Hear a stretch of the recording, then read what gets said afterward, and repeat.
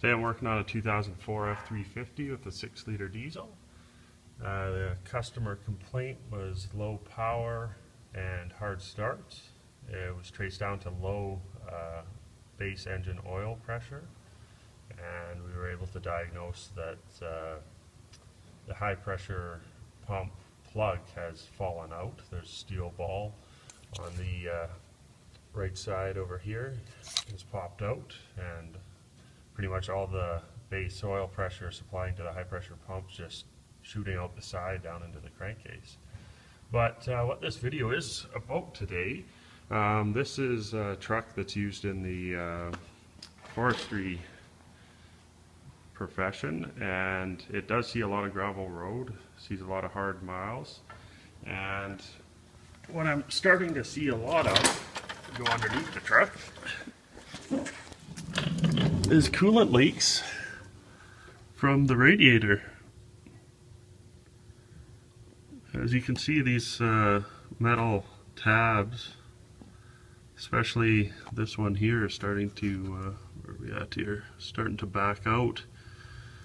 As you can see, this would be closer to the full clamp over here, but these fingers are starting to pull back and the plastic tank separating, and then we've got a leak along that seam. You can see more of it here as you go along. But this isn't really an overpressurizing of the cooling system. What's happening, I have another good example right here, is the plastic shroud sits in these pockets here and is right up against this surface, which are those fingers holding the tank on. And this is actually out of another truck, and it has the same failure where they have pulled back. And what you see is right here, this is all worn down.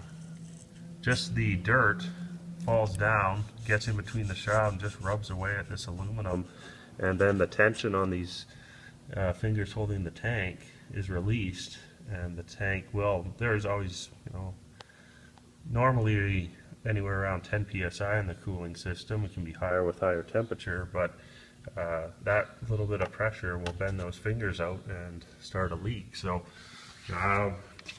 that's just something, a pattern failure we're starting to see on these trucks that see a lot of gravel road, get a lot of dirt build up, and pretty much at this point just keeping things cleaned out is a big help. That realistically, taking that shroud off is a pretty simple thing. I know a lot of people cut them, like this one's been cut and they screwed it back together here. You really don't need to do that at all. All you got to do is drain the coolant down, obviously.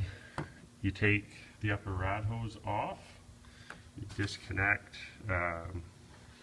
well, you make sure you don't get the wires in the way, but there's pretty much, you disconnect the radiator mounts, and then you remove, just pull this harness out, and you're able to swing the radiator back slightly. And there's just, well, this one doesn't even have the screw here, or over there. And then this will actually just pull right up. You can see it's loose right now. And it just pulls straight up and out. It's open in the bottom. And then you have full access to that at the bottom, and it can be cleaned out to prevent that from happening. Again, this isn't something I would say for the average driver.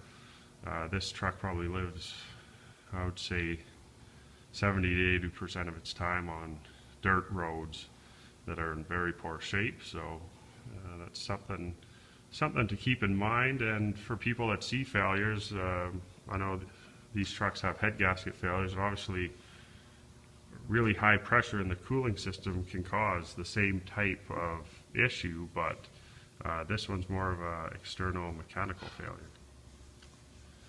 That's all for now. Thanks for watching.